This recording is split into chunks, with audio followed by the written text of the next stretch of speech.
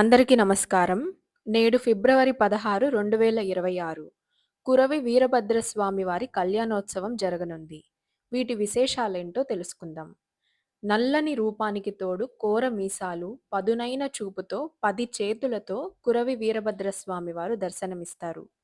ఎడమ వైపున భద్రకాళిక కూడా నెలకొని ఉంటుంది.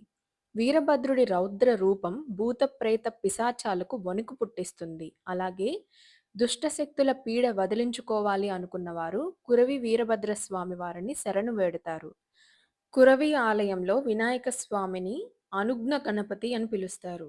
ఉత్తర భాగంలో రామలింగేశ్వర స్వామి, దక్షిణంలో చంద్రమౌళీశ్వర స్వామి కొలువయ్యారు. నవగ్రహాలు, సప్తమాతృకలు, ఆంజనేయ స్వామి, నాగేంద్రుడు ఉపాలయాల్లో దర్శనమిస్తారు.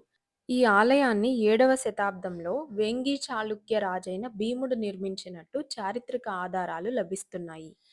శివరాత్రికి ఈ క్షేత్రం కైలాసగిరిని తలపిస్తుంది.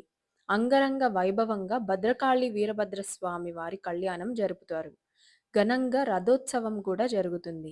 ప్రబల ఊరేగింపు ఉంటుంది. అలాగే ఈ ఆలయం మహబూబునగర్ నుంచి 8 కిలోమీటర్ల దూరంలో, వరంగల్ నుంచి 96 కిలోమీటర్ల దూరంలో, ఆలయం చుట్టుపక్కల వసతి సౌకర్యాలు కూడా లభిస్తాయి. మీకు కూడా వీలైతే ఒకసారి కురవి వీరభద్రస్వామి వారిని దర్శించి రండి.